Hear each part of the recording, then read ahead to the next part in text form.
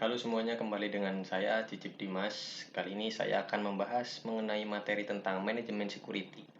Nah, video ini dibuat karena ada tugas ya. Tugas dari mata kuliah manajemen security yang diampu oleh Dr. Rahman Amin SHMH. Nah, tanpa banyak basa-basi, mari saja langsung kita mulai materinya. Oke?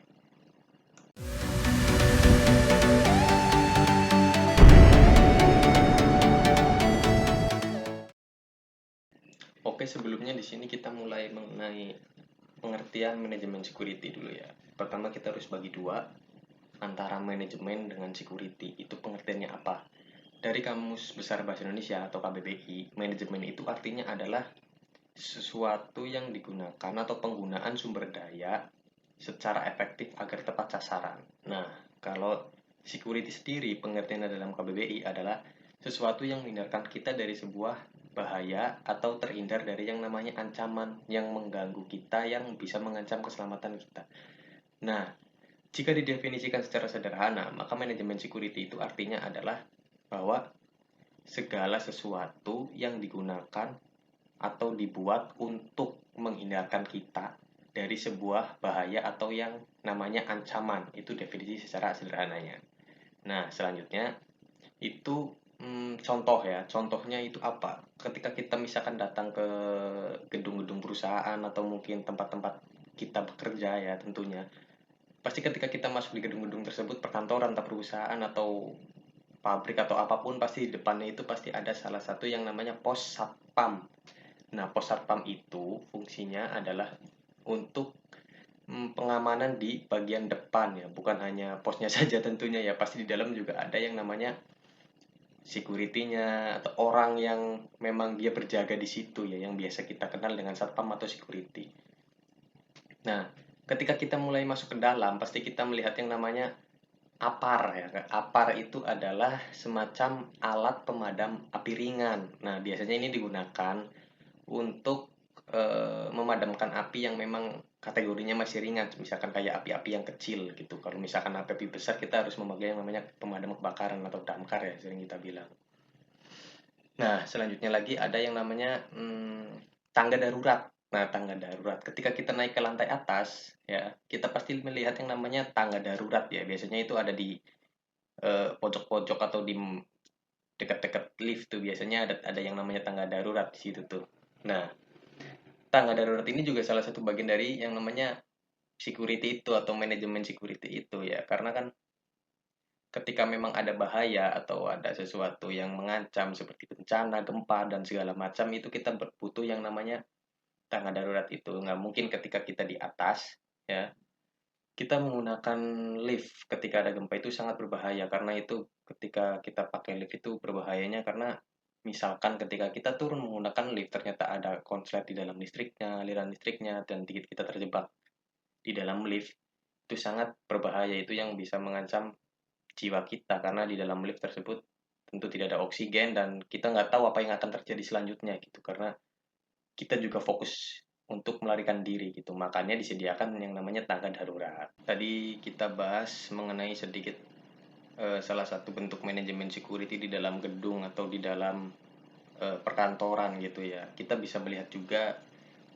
salah satu contoh manajemen security yang bisa kita gunakan untuk diri kita sendiri ya. Contohnya kalau kita di dalam rumah kita ya, kita bisa gunakan yang namanya gerbang, gerbang depan dan kamera CCTV tentunya untuk menjaga agar tidak ada perilaku atau apa namanya menjaga agar tidak ada tindak kriminal atau orang-orang yang memang oknum-oknum tertentu yang memang dia akan masuk ke rumah kita untuk mengambil barang-barang berharga kita itu paling penting ya. Itu pertama harus ada gerbang, kedua harus ada CCTV di situ ya. Itu paling penting. Itu kalau misalkan kita terapkan di kehidupan kita di tempat kita tinggal gitu kan. Nah, tentu ada yang lebih penting lagi untuk diri kita sendiri selainnya. Kita sudah memberikan benteng untuk rumah kita, tentu kita juga butuh yang namanya benteng untuk diri kita sendiri. Nah, salah satu contohnya itu apa? Misalkan bela diri. Nah, bela diri ini penting. Bela diri ini penting karena apa? Karena salah satu bentuk dari manajemen security itu sendiri. Karena gini, ketika misalkan kita kan hidup berdampingan dengan yang namanya kejahatan kan.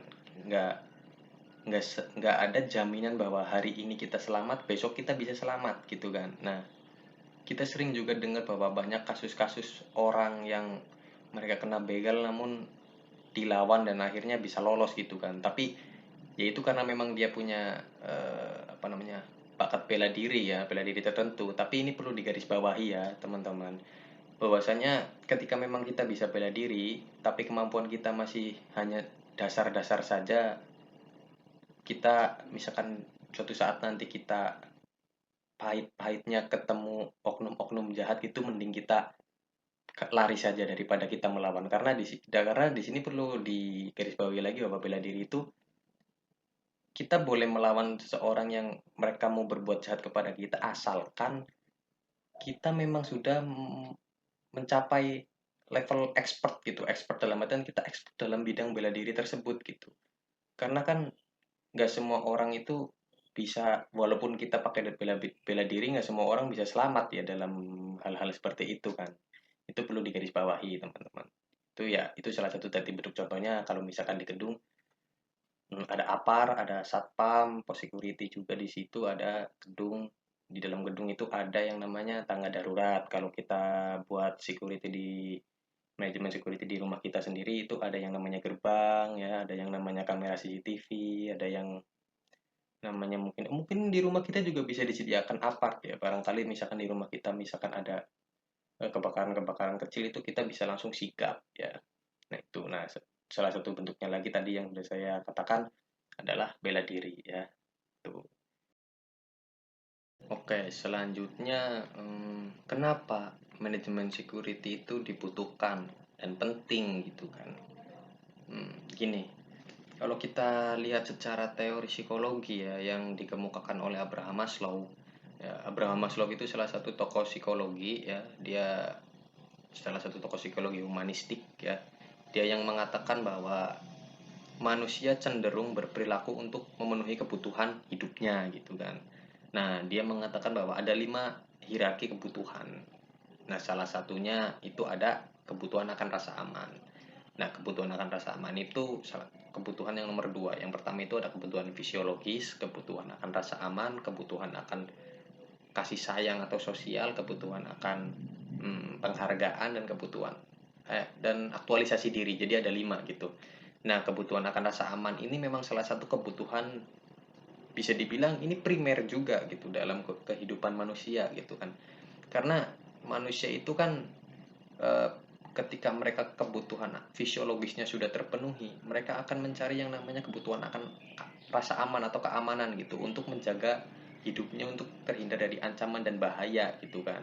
Nah, itulah kenapa pentingnya manajemen security, karena memang pada dasarnya kita ya membutuhkan yang namanya keamanan itu gitu kan.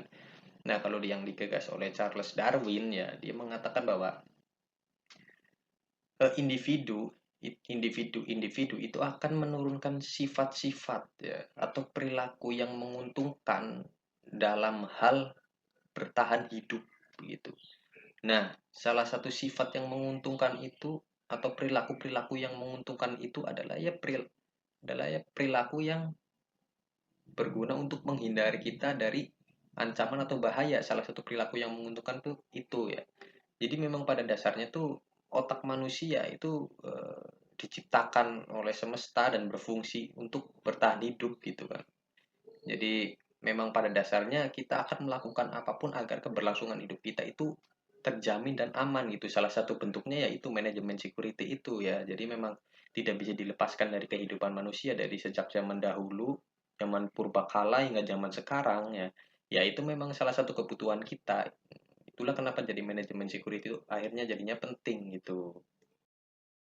Selanjutnya kita akan membahas tentang yang namanya sejarah perkembangan security ya. Tentunya di sini saya akan menjelaskan secara singkat saja karena memang ada beberapa referensi yang tentunya saya baca, tapi memang nanti saya cantumkan di deskripsi referensinya, bisa teman-teman baca sendiri. Jadi pada zaman prasejarah atau zaman-zaman kuno ya, manusia itu berusaha menghindari dirinya dari yang namanya sebuah ancaman fisik gitu kan. Ancaman fisik berupa entah itu yang mengancam nyawa, entah itu yang mengancam barang berharga atau barang apapun yang dia miliki gitu.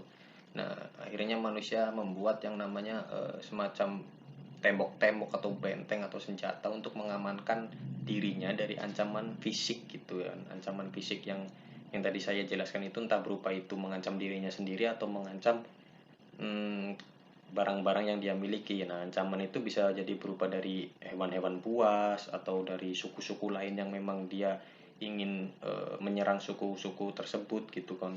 Nah, itu akhirnya mereka membuat yang namanya benteng, senjata, tameng dan lain-lain lah.